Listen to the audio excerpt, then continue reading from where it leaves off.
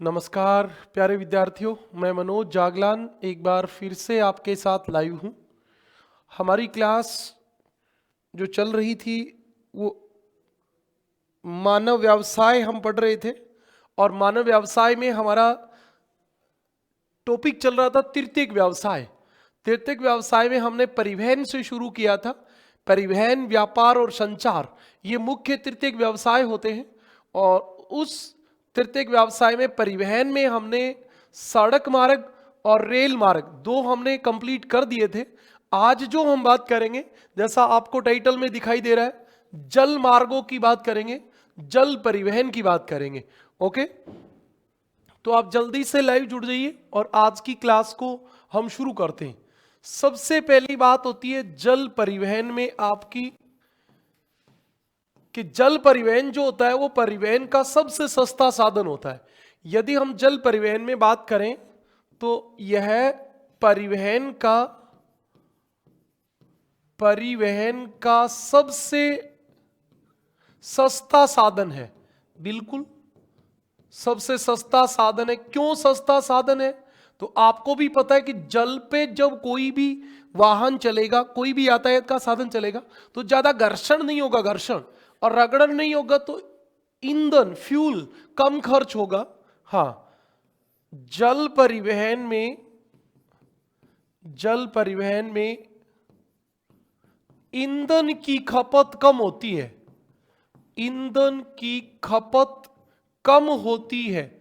बिल्कुल सही बात है भी कि आप एक रेल और एक रोड पे, सड़क पे चलने वाले वाहन की बजाय यदि आप समुद्री नाव की या समुद्री बड़ी जहाज की तुलना करोगे, जैसे रेल की समुद्री जहाज से करो या कोई गाड़ी की आप नाव से करो, तो नाव जो कम तेल जलेगा उसमें, समुद्री जहाज में कम जलेगा। ये बड़ी इंपॉर्टेंट बात है। तो इसमें ईंधन की खपत जो होती है वो आपकी कम होती है। बिल्कुल सही बात है। अगली बात, मुख्यतः जल परिवहन में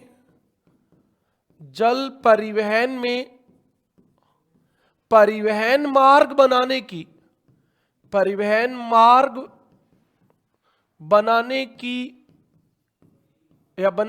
का खर्च बचता है। खर्च नहीं करना होता। मान लो आप अंतरराष्ट्रीय लेवल पे देखोगे, आपको भारत से अमेरिका जाना है तो आपको कोई जल परिवहन बनाने की आवश्यकता नहीं है क्योंकि समुद्र आपस में जुड़े हुए हैं। लेकिन यदि आप दिल्ली से कलकत्ता जाने जाते हो तो हो सकता है आपको कोई नहर बना के नदियों को आपस में जोड़ना पड़े, लेकिन अंतरराष्ट्रीय स्तर पे तो ऐसा है ही नहीं। आपको पता है क्योंकि सभी समुद्र आपस में जुड़े हैं। जो विश्व के अधिकांश देशों को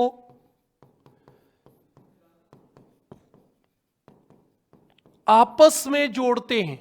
अब आपके दिमाग में ये आ जाए कि सर अधिकांश क्यों लगाया? तो बेटा इसलिए लगाया कि सभी को तो नहीं जोड़ेगा। जैसे नेपाल लैंडलॉक्ड देश है, भूटान लैंडलॉक्ड देश है, अफगानिस्तान है, मंगोलिया है, ऐसे देश जो लैंडलॉक्ड चारों ओर से स्थल से घिरे हैं, उनको तो नहीं जोड़ेगा। लेकिन यदि हम बात करें तो मैक्सिमम देश जो होते हैं वो कहीं ना कहीं समुद्र से सीमा बनाते हैं, तो उनको तो एक देश से दूसरे देश से जोड़ेगा। जैसे भारत की भी एक लंबी तटीय रेखा है, 6100 किलोमीटर तो मुख्य भूमि की है और द्वीपों से ही 7516 किलोमीटर है। तो बिल्कुल सही बात है। ऐसे बहुत सारे देश है विश्व में जो आपस में जुड़ जाते हैं। बिल्कुल। उसके बाद आप और भी छोटी छोटी बातें इससे संबंधित कर सकते हो, लेकिन मुख्य तो यही है। अब हम बात करेंगे विश्व के प्रमुख जल मार्गों की, है ना। और सबसे पहले हम जो शुरू करेंगे वो हम शुरू करेंगे प्रमुख समुद्री मार्ग। समुद्र में जो आपके मार्ग है उनकी हम बात करेंगे। और हमारा पहला जो है वो रहेगा उत्तरी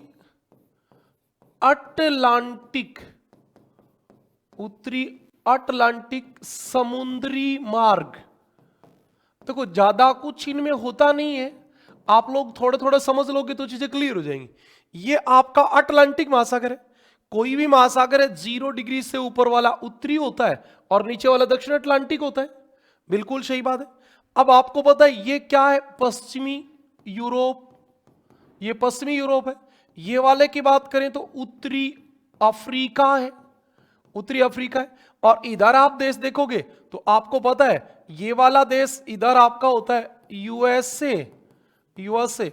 ये वाला देश होता है कनाडा और इधर ये वाला मैक्सिको होता है, मैक्सिको। अब इन छोटे छोटे देशों की भी बात करोगे तो ये सब क्या होते हैं, पश्चिमी द्वीप समूह होते हैं, पश्चिमी द्वीप समूह। अब आप एक चीज देख रहे हो कि इसको यहां जोड़ने वाला, इसको यहां जोड़ने वाला या इधर से इधर जोड़ने वाला, ये जो समुद्री मार्ग होगा इसका नाम होगा उत्तरी अटलांटिक समुद्री मार्ग। और आप एक चीज कॉमन देख रहे हो कि इधर भी पश्चिमी यूरोप के जो भी देश हैं वो विकसित अर्थव्यवस्था वाले देश हैं। विकसित अर्थव्यवस्था, जिन देशों की अर्थव्यवस्था द्वितीयक व तृतीयक व्यवसायों से संबंधित होती है, तो वो जो आपके देश होते हैं वो व्यापार ज्यादा करते हैं। और इधर भी ये विकसित देश है, तो ये दोनों तरफ विकसित अर्थव्यवस्था वाले देशों को जोड़ता है। और इसीलिए ये विश्व का 1/4 समुद्री परिवहन करता है। आपको पता हो तो अंतरराष्ट्रीय व्यापार का अधिकांश भाग समुद्री परिवहन से किया जाता है। अब मतलब आप मोटा मोटी यही मान लो, अंतरराष्ट्रीय व्यापार मतलब समुद्री परिवहन, मोटा मोटा यही है। पूरे विश्व में यदि हम बात करें तो 90% के आसपास जो अंतरराष्ट्रीय व्यापार है वो समुद्री मार्गों से होता है। और आपके इधर भी क्या हो गया, अब इधर आपको बात समझ में आई कि यहां पूरे विश्व में जितना परिवहन होता है उसका 25% अकेला उत्तरी अटलांटिक समुद्री मार्ग से होता है, क्योंकि दोनों तरफ विकसित अर्थव्यवस्था है और यहां छोटे छोटे बहुत सारे देश हैं और इधर वाले देश रिसोर्स की दृष्टि से संपन्न देश है।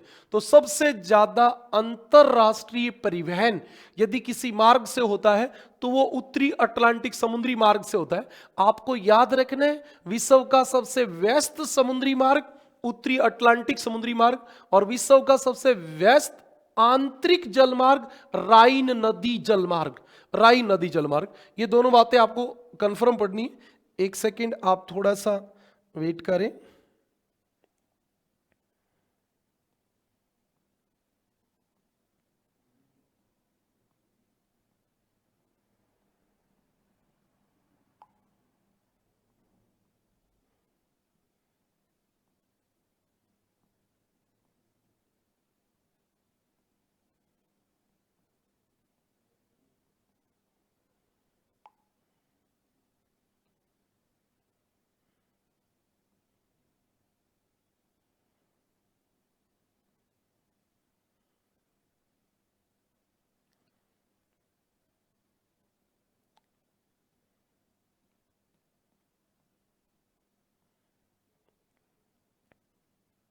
जल्दी से आप लोग लाइव क्लास से जुड़ेंगे।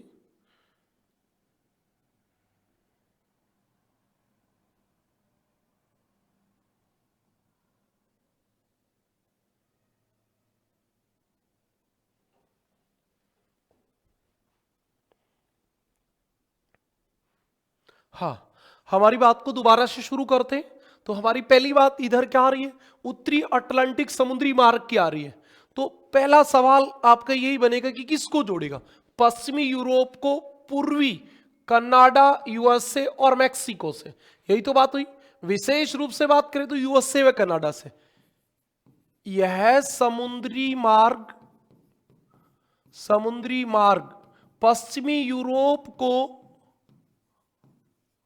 पश्चिमी यूरोप को यूएसए व कनाडा से जोड़ता है।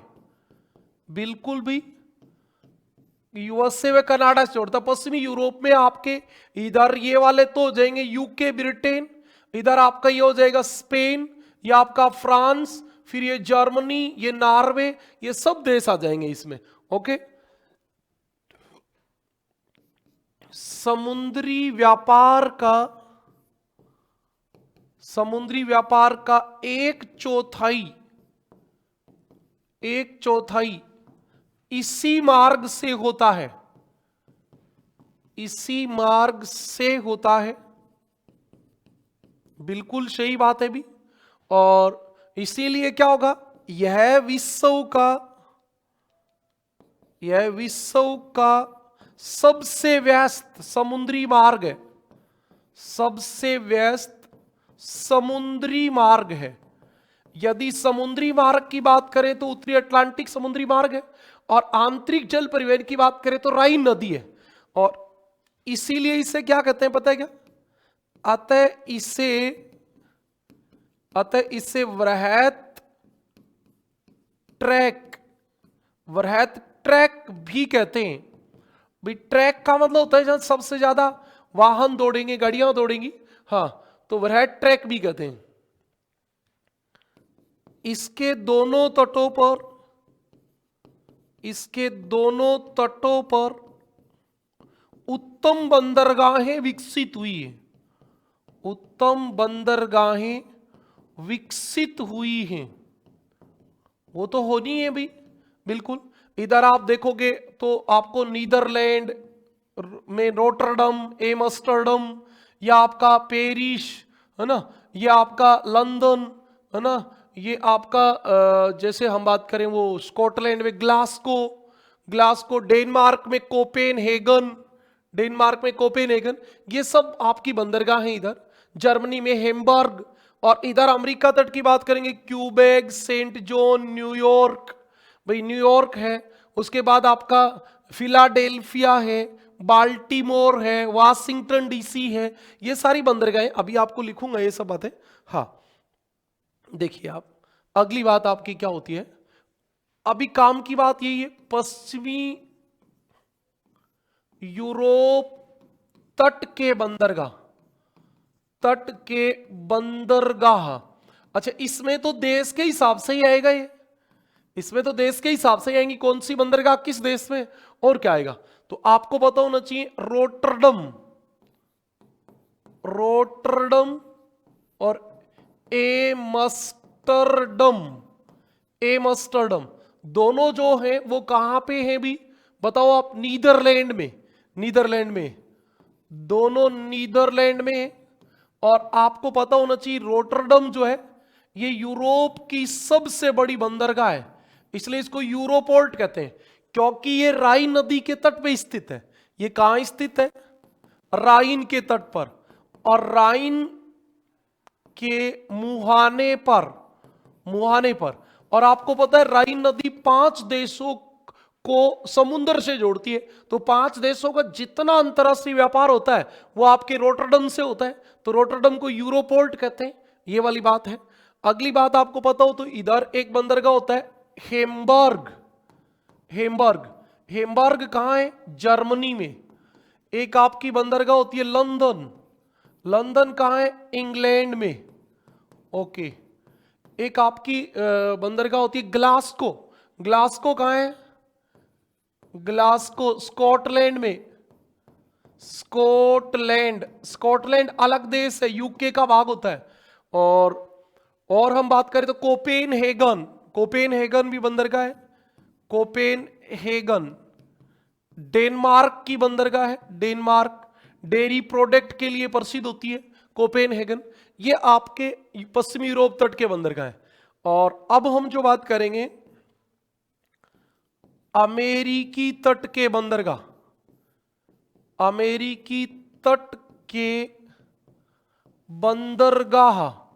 अमेरिका तट पे कौन कौन से बंदरगाह है? तो एक तो आपका कनाडा में है क्यूबेक है। एक आपका हेलीफैक्स है, एक आपका सेंट जॉन है, आपने पहले वाले पढ़ लिए तो आपको सब समझ में आ जाएगा। सेंट जॉन है। और बोस्टन से शुरू हो जाते हैं, फिर एक आपका बोस्टन है, एक आपका न्यूयॉर्क है, एक आपका वाशिंगटन डीसी है, वाशिंगटन डीसी है और न्यू ऑरलियंस है, न्यू ऑरलियंस। सर ये याद कैसे होंगे? ये एक ही तरीके से याद होते हैं, इनका याद करने का एक ही तरीका है, और वो आप लोग अप्लाई करते नहीं हो। यदि अप्लाई करोगे तो 100% याद हो जाएगा। आपके पास एक एटलस होनी चाहिए, उस एटलस में उत्तरी अमेरिका का मैप निकालो। ये निकल गया। ये जैसे निकला आप यहां से शुरू हो जाओ। आपको पता ये रहा हेलिफैक्स, ये रहा सेंट जॉन, हेलिफैक्स सेंट जॉन। अब आप देख रहे हो ये आपका रहा न्यूयॉर्क, जर्सी, वाशिंगटन डीसी और न्यू ऑरलियंस यहां होता है। ये रहा न्यू ऑरलियंस, मिसिसिपी मिशोरी के एकदम मुहाने पर। तो ये आपको इधर देखने हैं। ऐसे ही आपको यूरोप तट के बंदरगाह देखने, 2 4 5 बार आप लोग देख लोगे तो आपको ये सब याद हो जाएंगे। इधर आप आओगे, ये लिख रहा है, ये कोपेनहेगन रहा है डेनमार्क में, ये आपका एम्स्टर्डम रहा, ये आपका रोटरडम रहा, ये आपका जैसे इधर आ रहे हो तो आपको भी, और जैसे हमने लिखा है जर्मनी में हेम्बर्ग, तो आप जर्मनी में आओगे तो ये हेम्बर्ग रहा। ये ऐसे आपको इसमें देखने पड़ेंगे और बार बार देखोगे तब याद हो जाएंगे, बार बार देखना पड़ेगा। अच्छा, अब हमारा जो अगला सवाल रहता है इसमें वो रहता है कि इस तट से व्यापार किसका ज्यादा होगा, व्यापार क्या होगा। तो इस मार्ग से यूएसए व कनाडा की तरफ से, कनाडा की तरफ से। अच्छा, अब आप सोचो यूएसए कनाडा में है क्या, वही तो पश्चिमी यूरोप में आएगा। तो एक तो वहां है इस्पात, इस्पात लो एस्क नहीं भेजेंगे, वो इस्पात भेजेंगे, लो एस्क को शुद्ध करके इस्पात बना के भेजेंगे। मोटर गाड़ियां, हाँ मोटर गाड़ियां यूएसए में सबसे ज्यादा मोटर गाड़ियां बनती है, मोटर गाड़ियां, मशीनें, बिल्कुल यूएसए में मशीनें भी बनेंगी। और ये तो 3 चीजें आती हैं यूएसए से, ये 3 चीजें तो आती हैं यूएसए से। वह कनाडा से कागज, हाँ कागज क्यों? क्योंकि आपको पता है कनाडा में शीतोष्ण वन पाए जाते हैं, मुलायम लकड़ी वाले, उनसे कागज बनता है ना। तो कनाडा से कागज, लुगदी व लकड़ी, तीनों एक ही चीज है, लकड़ी, है ना। कुछ मात्रा में गेहूं का भी आपको यहां से निर्यात हो सकता है, लकड़ी व गेहूं यूरोप को निर्यात किए जाते हैं, की तरफ से निर्यात किए जाते हैं। समझ में आई बात? ये यूएस से और आपको कनाडा से यूरोप जाते हैं। अब यूरोप से क्या आएगा? यूरोप से कम भार वाली, यूरोप से कम भार वाली वस्तुएं, यूरोप से कम भार वाली वस्तुएं व उच्च मूल्य वाली, उच्च मूल्य वाली वस्तुएं कनाडा व यूएस से आती हैं। एग्जैक्ट बात यह है कि पश्चिमी यूरोप में खनिजों का अभाव है, तो वहां आपके कोई कंप्यूटर से संबंधित जैसे कोई चिप विप है, ऐसी चीजें बनेंगी। कोई और बहुत हल्के जो चीजें हैं वो बनेंगी, जिन पे कच्चे माल का ज्यादा प्रभाव नहीं होता, वो वाली चीजें बनेंगी वहां। तो ये आपका था पहला समुद्री मार्ग। आपके सामने है उत्तरी अटलांटिक समुद्री मार्ग। यह उत्तरी अटलांटिक समुद्री मार्ग था जो अटलांटिक के ऊपर पश्चिमी यूरोप को उत्तरी अमेरिका के पूर्वी तट से जोड़ रहा था। यह हमने इसके बंदरगाहों की बात की, कुछ हमने बंदरगाहों की बात भी की थी। ओके, कोई बात नहीं है। हाँ, अब हमारा अगला जो पॉइंट रहेगा, हाँ अब हम एक और बात करेंगे। देखो, इस दक्षिणी अफ्रीका के दक्षिणी भाग को दक्षिण अमेरिका से जोड़ दे, ये इसको जोड़ दे, तो इसका नाम क्या हो जाएगा? इसका नाम हो जाएगा दक्षिणी अटलांटिक, दक्षिणी अटलांटिक समुद्री मार्ग। ठीक बात है भाई, अटलांटिक के दक्षिण में तो दक्षिण अटलांटिक समुद्री मार्ग। लेकिन आप बताओ इधर देश कौन है, बड़ा सारा देश है ब्राजील, इधर कौन है, अर्जेंटीना, अर्जेंटीना, और सेम अफ्रीका के देश है। देखो ब्राजील में क्या मिलता है, सोना और लोहा, इधर गाना में सोना मिलता है, तो बताओ व्यापार क्या करेंगे। इधर वेल्स जो है उधर आपके गेहूं की खेती होती है, इधर पंपास में भी गेहूं की खेती होती, तो फिर ये भी व्यापार क्या करेंगे। इसलिए ये दक्षिणी अटलांटिक समुद्री मार्ग जो है ये अल्प विकसित समुद्री मार्ग है, क्योंकि दोनों तरफ कृषि आधारित अर्थव्यवस्थाएं हैं जिनमें ज्यादा व्यापार होता नहीं है, जिनमें ज्यादा व्यापार होता नहीं है। ये आपकी कुछ बात थी, तो अब हम इसको आगे देख लेते हैं। ओके, हमारा अगला आ गया दक्षिणी अटलांटिक समुद्री मार्ग। दक्षिणी अटलांटिक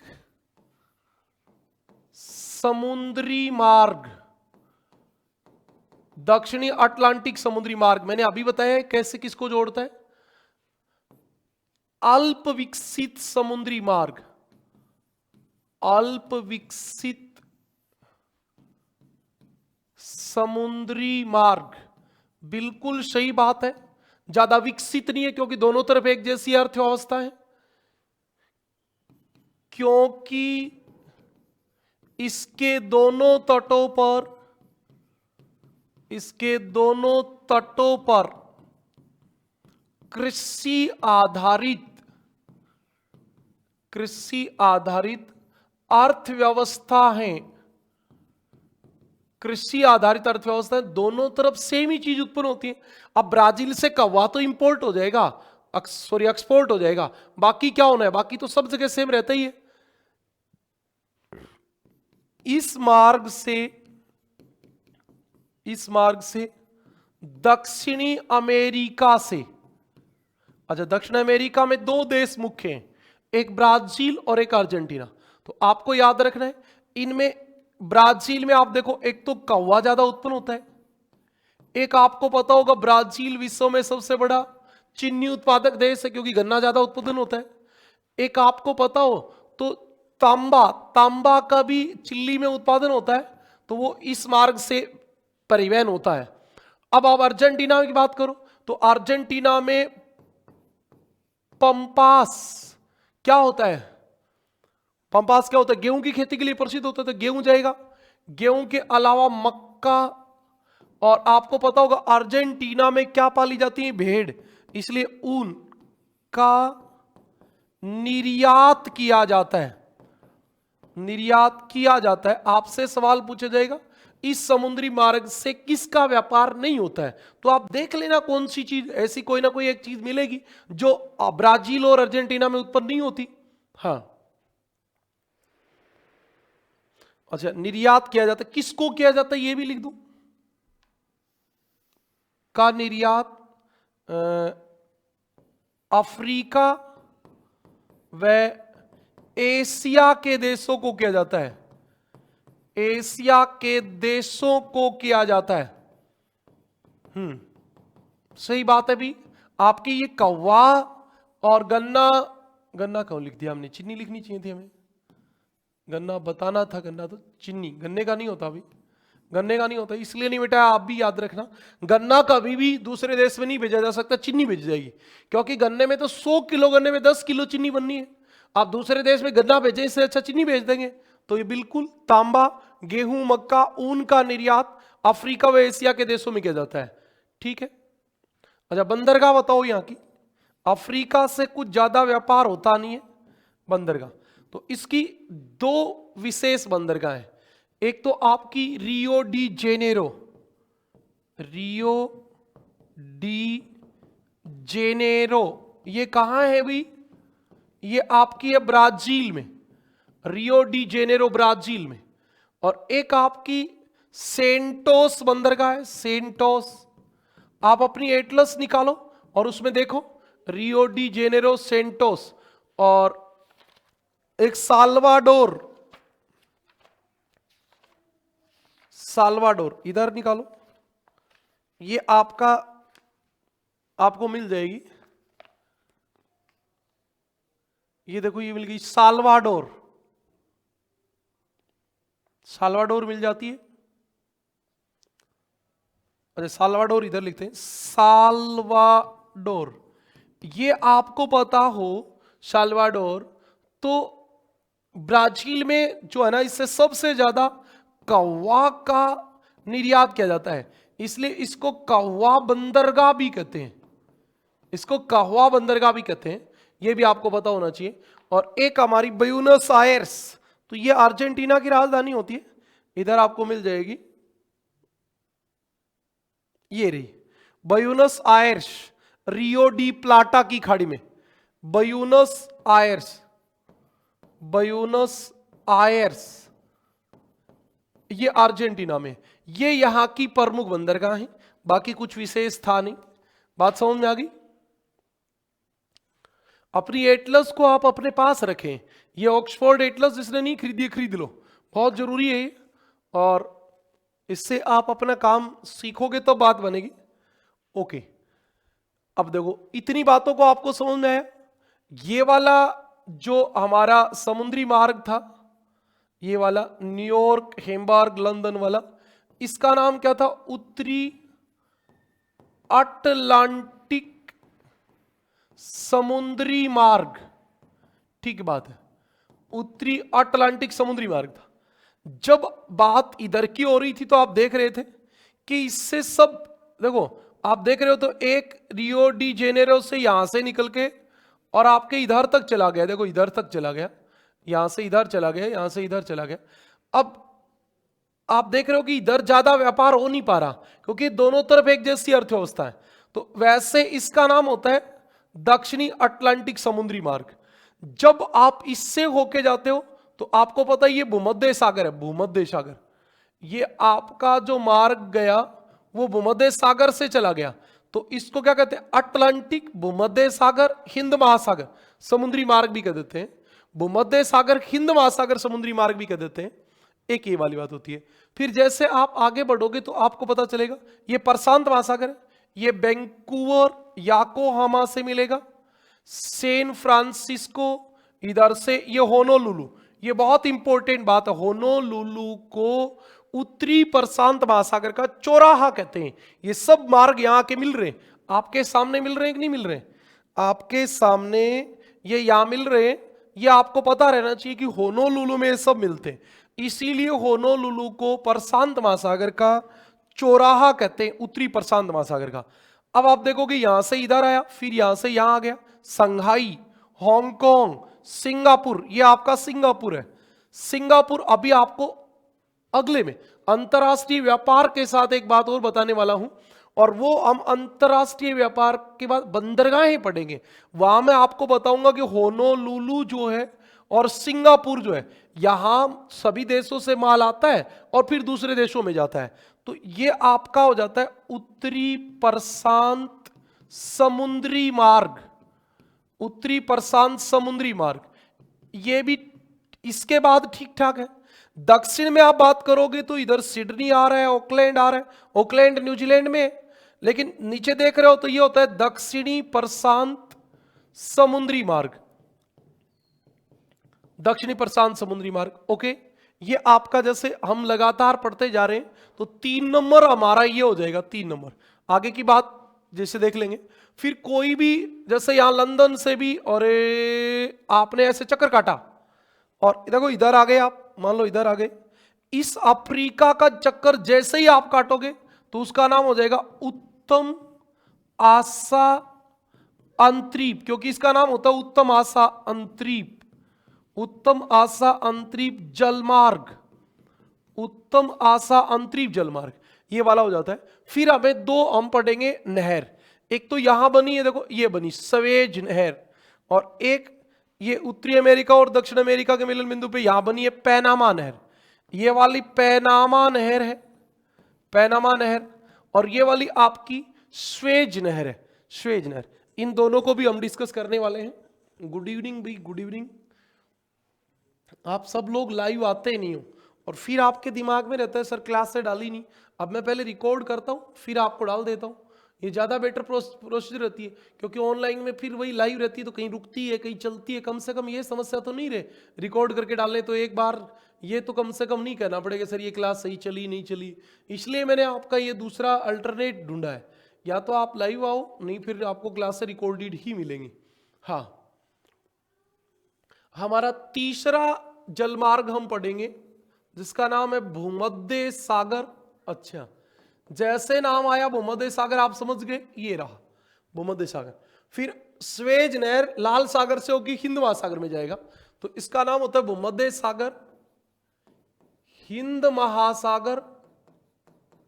हिंद महासागर समुद्री जलमार्ग, समुद्री जल मार्ग। ठीक है भी, भूमध्य सागर, हिंद महासागर, समुद्री जलमार्ग। ठीक है, अब देखो ये क्या है, ये आपका इधर देख लो, इसके लिए हम कलर यूज कर लेते हैं थोड़ा सा अलग, तो आपको पता चल जाएगा। जैसे ये पीले वाला कर लेते हैं, थोड़ा कम तो दिखेगा ये, लेकिन फिर भी जैसे लंदन से आपको जाना है, इधर से होके आप चले गए, मुंबई चले गए, श्रीलंका चले गए, ऑस्ट्रेलिया चले गए। इधर से भी आपको न्यूयॉर्क से जाना है तो भी आप इससे चले जाते हो। ये वाला मार्ग जो है ये भूमध्य सागर और स्वेज नहर से होके जाता है। स्वेज नहर तो केवल एक नहर का नाम है, मार्ग का नाम तो क्या होगा, भूमध्य सागर हिंद महासागर मार्ग होगा। अरे स्वेज नहर तो जहां बनी है केवल उतने का ही तो नाम है, पूरे समुद्री मार्ग का नाम तो भूमध्य सागर हिंद महासागर समुद्री मार्ग होता है। ये विश्व में सबसे ज्यादा देशों को सेवाएं देता है, सबसे ज्यादा जनसंख्या को सेवाएं देता है, और विश्व का सबसे लंबा समुद्री मार्ग है। अभी ये वाला लंबा होता था पहले, ये वाला उत्तम आसांतरिक मार्ग, लेकिन अभी इसका प्रयोग किया नहीं जाता है, इसलिए वर्तमान में सबसे लंबा यही है, भूमध्य सागर वाला ही। उत्तम आसांतरिक आपको ऑप्शन में भी नहीं मिलेगा। पहली बात, विश्व के हृदय स्थलों से गुजरता है, हृदय स्थलों से गुजरता है, बिल्कुल सही बात कह रहे हैं। तो अब पश्चिमी यूरोप से जोड़ ही दिया, अफ्रीका में ऊपर से जोड़ ही दिया, इधर हिंद महासागर अरब कंट्री से जुड़ ही गया, तो सारे सर्वाधिक जनसंख्या वाले देश ही है। यह अत्यधिक देशों व लोगों को सेवाएं उपलब्ध करवाता है, सेवाएं उपलब्ध करवाता है, बिल्कुल सही बात है भी, ये बात भी सही है। अच्छा, वर्तमान में ये विश्व का सबसे लंबा समुद्री मार्ग है, सबसे लंबा समुद्री मार्ग है। आपको लगे नहीं सर ये नहीं है, उत्तम आसांतरिक मार्ग है, तो मैं आपको बता दूं कि अभी मामला क्या हो गया, उत्तम आसांतरिक बंद हो गया और आपका NCERT में यही लिखा है। इसलिए ये ध्यान रखें कि विश्व का सबसे लंबा समुद्री मार्ग जब पूछा जाएगा उत्तम आसांतरिक, ये वाला अफ्रीका के चक्कर काटने वाला आपको ऑप्शन में मिलेगा नहीं, तो ये हो जाएगा। अब जब तक उत्तम आसांतरिक मिले तब तक तो उत्तम आसांतरिक ही होता है। हाँ, किसको जोड़ेगा ये बताओ, किसको जोड़ेगा, तो पश्चिमी यूरोप को, उत्तरी अफ्रीका को, और फिर एशिया और ऑस्ट्रेलिया न्यूजीलैंड से जोड़ेगा। तो यही बात मैं आपको बता रहा हूं, यह पश्चिमी यूरोप व उत्तरी अफ्रीकी देशों को किससे जोड़ेगा भी, हिंद महासागर से सटे देशों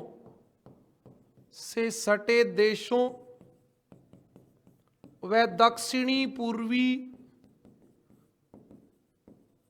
पूर्वी एशिया के देशों से जोड़ता है, बिल्कुल जोड़ता है, इस बात में कोई शक नहीं है। हाँ, एक बात और ध्यान से सुने, इस समुद्री मार्ग का विकास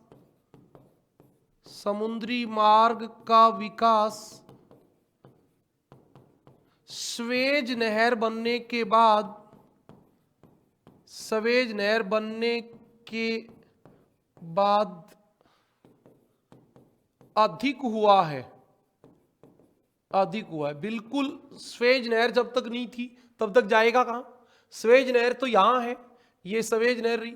जब यहां स्वेज नहर नहीं थी तो फिर ये कैसे मिलता? ये तो स्वेज नहर बनने के बाद ही बना। सही बात है। तो हाँ, अगली बात पे चले। बात समझ में आ गई? चित्र को यहां देख लेना है, फिर आगे की बात हम आगे लिखेंगे। स्वेज नहर भूमध्य सागर को लाल सागर से जोड़ती है, लाल सागर से जोड़ती है। ठीक बात है भाई, लाल सागर से जोड़ती है। अच्छा, ये बात भी आपको यहीं लिखवा देता हूं। स्वेज नहर बनने से किसके बीच में कितनी दूरी कम हो गई, ये वाला सवाल आ जाता है। कोलंबो श्रीलंका, कोलंबो व लिवरपूल के बीच,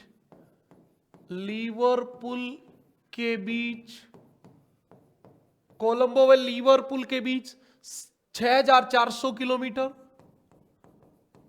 हाँ, और बताओ एक वो मुंबई से लिवरपूल के बीच, मुंबई से लिवरपूल के बीच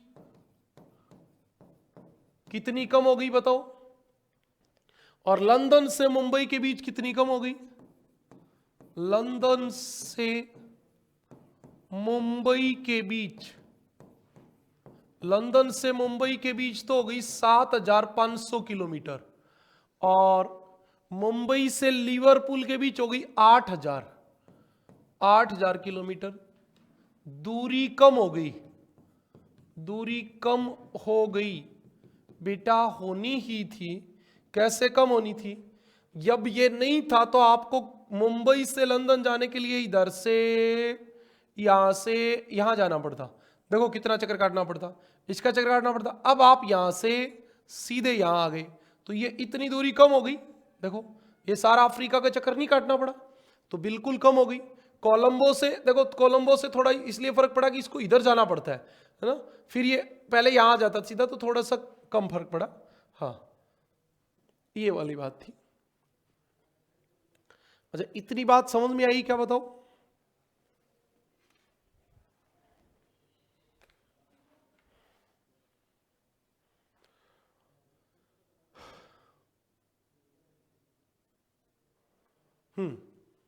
अब मुझे एक बार याद है, पता नहीं कैसे गलत याद आ रहा है, एक बार ये पूछा गया था कि लंदन से मुंबई का या मुंबई से लंदन का समुद्री मार्ग सही समुद्री मार्ग होगा या समुद्री मार्ग का सही क्रम होगा, ऐसे कोई सवाल पूछा गया था यूजीसी नेट वगैरह में।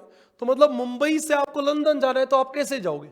चलो एग्जैक्ट मुझे ध्यान नहीं है, लेकिन ऐसा सवाल आया था मुंबई से लंदन जाने के लिए। मुंबई से आप कहां जाओगे? अरब सागर, एकदम करेक्ट, मैं आपको बता देता हूं। अच्छा, अरब सागर से कहां जाओगे बताओ? अरब सागर से कहां जाओगे? आप कहोगे सर लाल सागर ना, पहले हम जाएंगे अदन की खाड़ी। अदन की खाड़ी, अदन की खाड़ी और लाल सागर को जोड़ता है बाब उल मानदेब जल संधि। बाब उल मानदेब जल संधि जाना पड़ेगा आपको। हाँ, और उसके बाद आपका आएगा लाल सागर। हाँ, लाल सागर आ गया। अच्छा, लाल सागर से हम कहां जाएंगे? स्वेज नहर। अच्छा, स्वेज नहर हमें किसे जोड़ेगी? भूमध्य सागर से। अब हम पहुंच गए भूमध्य सागर। भूमध्य सागर से हम कहां जाएंगे? जिब्राल्टर जल संधि। जिब्राल्टर जल संधि जाएंगे, और जिब्राल्टर जल संधि से हम कहां जाएंगे? अटलांटिक महासागर। अटलांटिक महासागर जाएंगे, और अटलांटिक महासागर से हम कहां जाएंगे? लंदन। लंदन पहुंच गए लंदन? बताओ पहुंचे कि नहीं पहुंचे? अच्छा, सर कैसे लिखा आपने? ये देखो बेटा, ये लिखा। मैंने कहा हम यहां से निकले, यहां से निकल के हम अरब सागर चल रहे हैं, फिर यहां आपके क्या आएगा, अदन की खाड़ी, फिर यहां लाल सागर और अदन की खाड़ी को अलग करने वाली बाब उल मानदेव जल संधि, फिर हम आ गए लाल सागर, फिर आप आ गई सवेज नहर, फिर आ गया भूमध्य सागर, फिर आ गई जिब्राल्टर जल संधि, फिर आ गया अटलांटिक महासागर, फिर हम पहुंच गए लंदन। ऐसे पहुंच गए भी।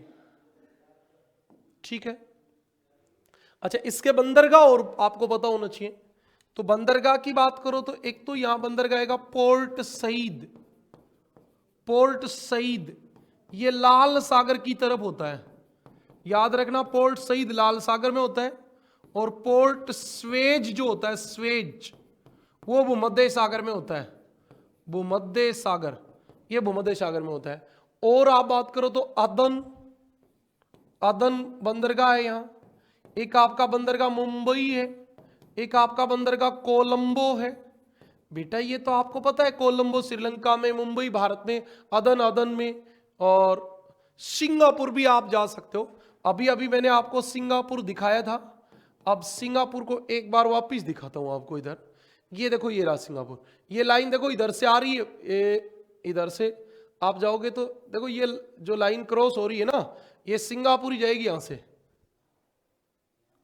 ये आप यहां से जाओगे कोलंबो के नीचे से तो ये सिंगापुर चली जाएगी। ये डॉट डॉट लाइन देखो यहां आ गई सिंगापुर, तो ये सीधा मिल जाता है इधर। हाँ, समझ में आई बात?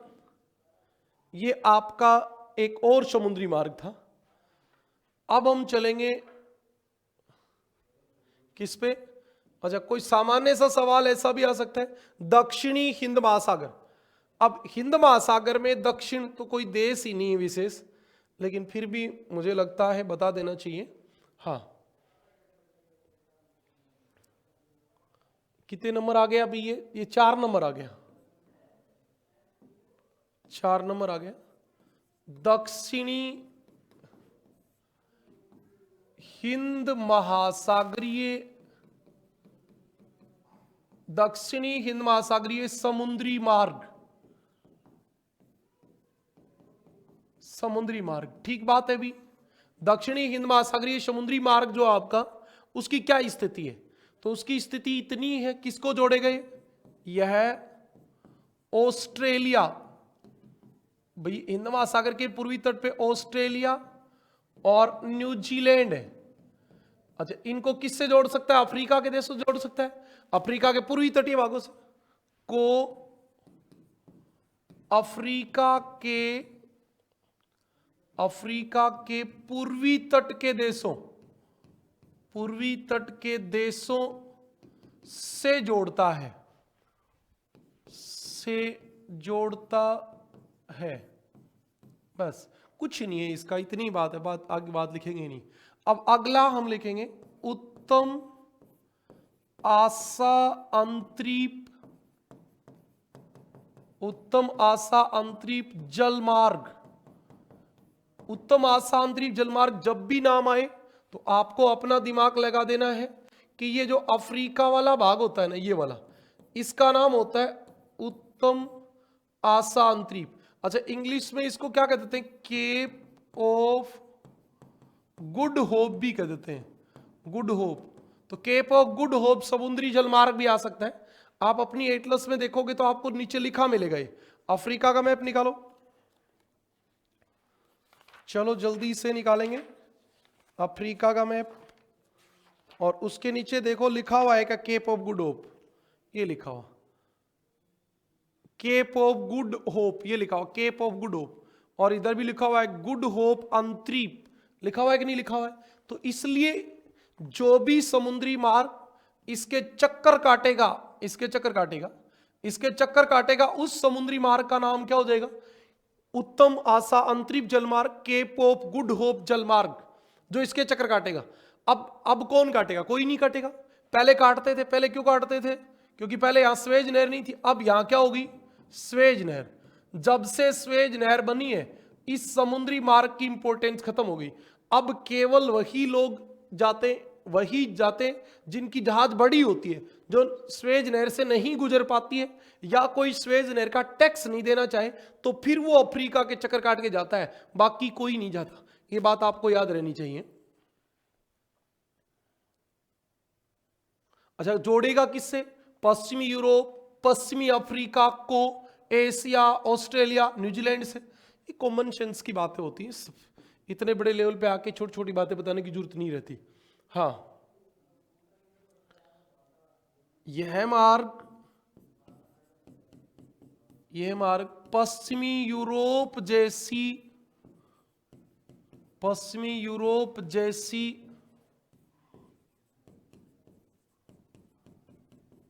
औद्योगिक सभ्यता को पश्चिमी अफ्रीका, हाँ, पूर्वी कैसे लिखेंगे? पहले तो पश्चिमी लिखेंगे, पूर्वी तो इधर वाली है, पहले तो इसको भी तो जोड़ेगा, ये भी तो यही मार्ग है, ये भी यही मार्ग है, ये भी यही है, ये भी यही है। हाँ, तो चलो पश्चिमी लिख दो चाहे तो। पूर्वी अफ्रीका उधर वाले को जोड़ता तो है ही, पश्चिमी अफ्रीका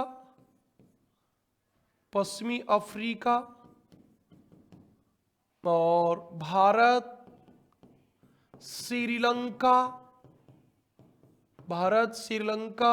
ऑस्ट्रेलिया से जोड़ता है।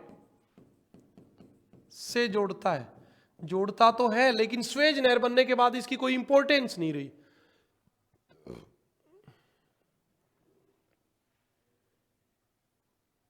हाँ, सीधा सीधा ही लिख देते हैं अब इसको।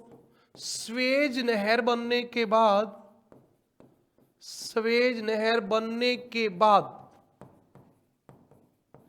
इसका महत्व कम हो गया। भाई बताओ आप, कौन चक्कर काटेगा इसके? क्यों काटेगा इतने? जब आजकल ये रास्ता यहां से ये पड़ा, यहां से सीधा जाने का, ये रास्ता भूमध्य सागर, लाल सागर से होके रहा, तो यहां कौन आएगा? कोई नहीं आएगा, महत्व कम हो गया। हाँ, इसमें अब दो ही तरह के लोग जाते हैं, बड़े जहाज व स्वेज नहर के टैक्स से बचने के लिए यह मार्ग अपनाया जाता है। मतलब बड़े समुद्री जहाज जो स्वेज नहर से नहीं गुजर सकते या जो टैक्स नहीं देना चाहता, वो आपके इधर से आ जाता है, बस, और कुछ नहीं। अच्छा, अभी आपको एक और समुद्री मार्ग की बात मैं बताने वाला हूं।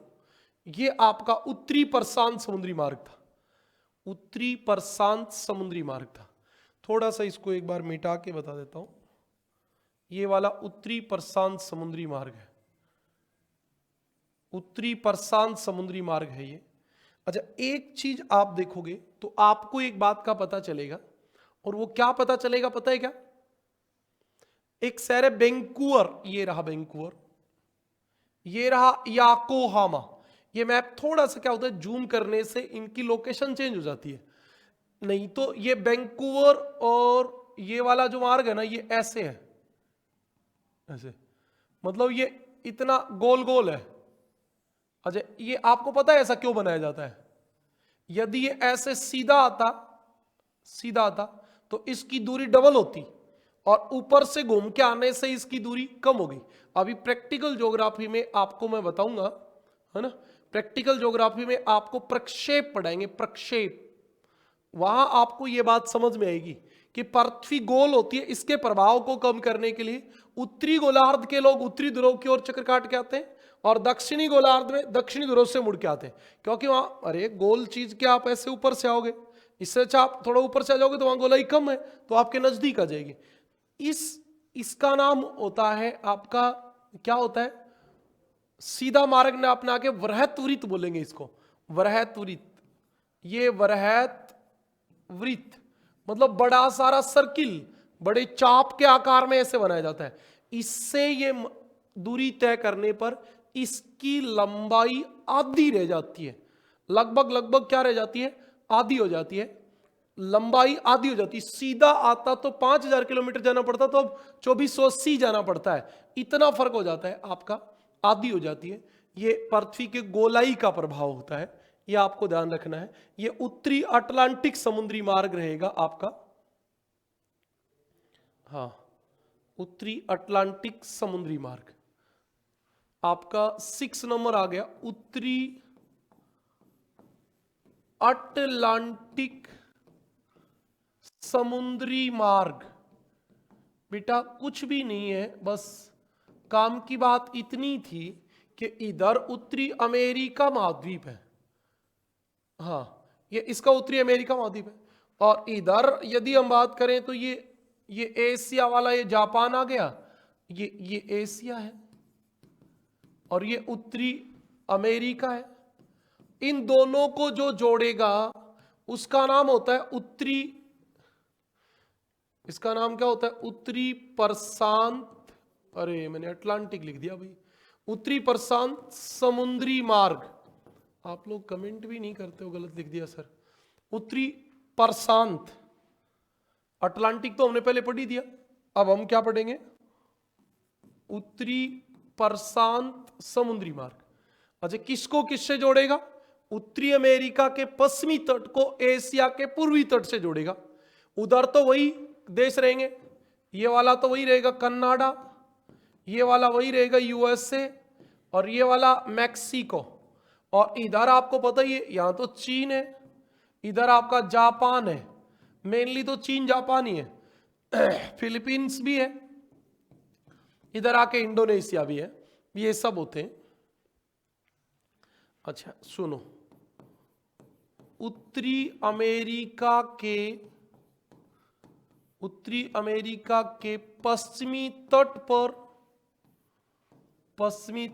पर स्थित वैंकूवर, ये याद करने पड़ेंगे, ये रेल मार्ग में भी काम आते हैं, सड़क मार्ग में भी काम आते हैं, समुद्री मार्ग में भी काम आते हैं, कि वैंकूवर है कहां, वैंकूवर, सिएटल, सैन फ्रांसिस्को,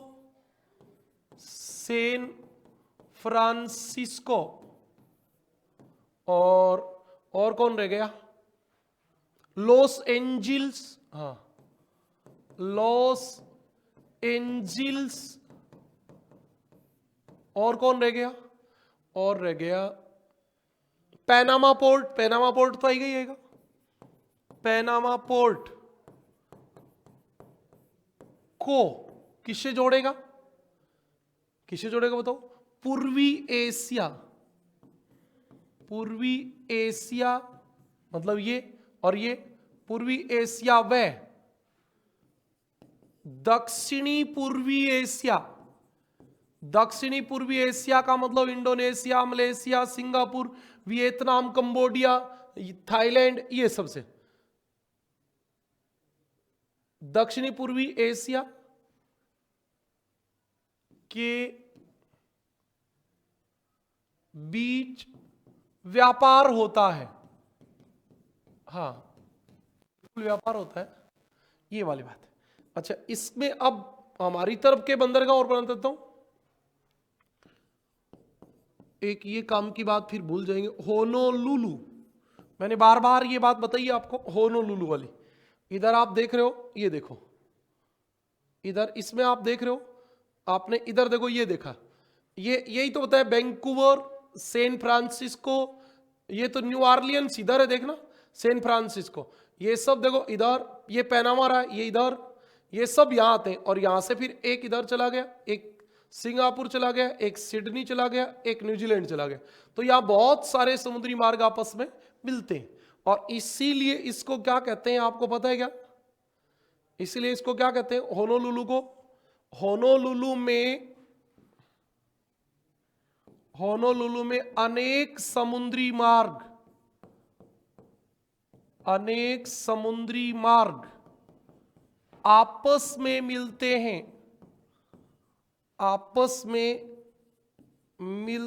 हैं, अतः होनोलुलु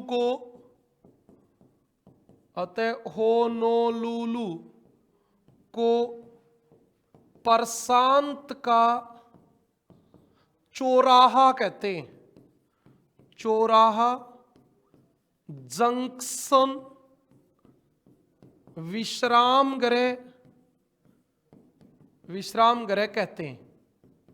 सही बात है, विश्राम का घर है, आगे बात और बात पोर्ट में बता दूंगा इसकी। हाँ, अच्छा, मैंने एक बात, ये वाली जो बात थी वो इधर याकोहामा, याकोहामा, इधर वैंकूवर, इनको ऐसे जोड़ने से दूरी आधी हो जाती है।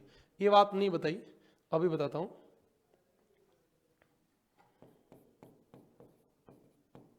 वैंकूवर व याकोहामा, याकोहामा वृहत वृत्त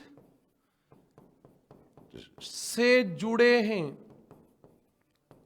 जो सीधे मार्ग की तुलना में, सीधे मार्ग की तुलना में दूरी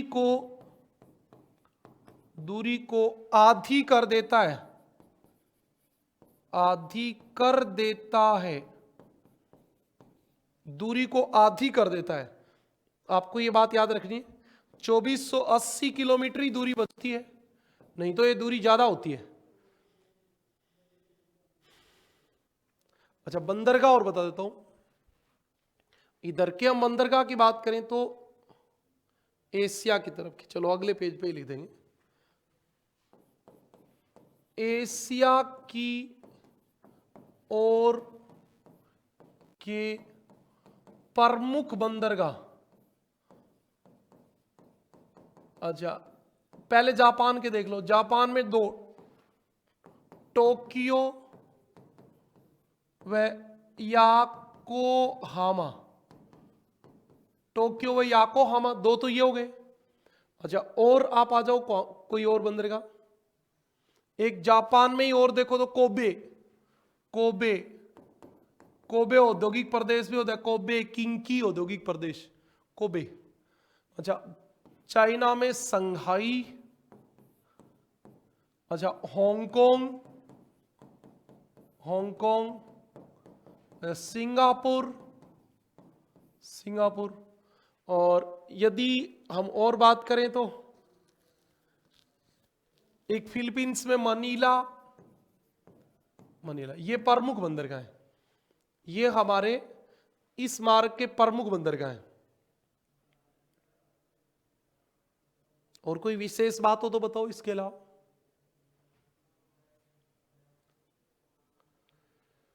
ठीक है, अगली बात पे चले। ये आपको कौन सी नहर दिखाई दे रही है बताओ। सबसे पहले आप दिमाग लगाओगे तो आपको दिखेगी इधर, ये अफ्रीका है और ये अरब प्रायद्वीप है, ये लाल सागर है, यहां ये स्वेज नहर है, स्वेज। इसको हमने छोड़ा,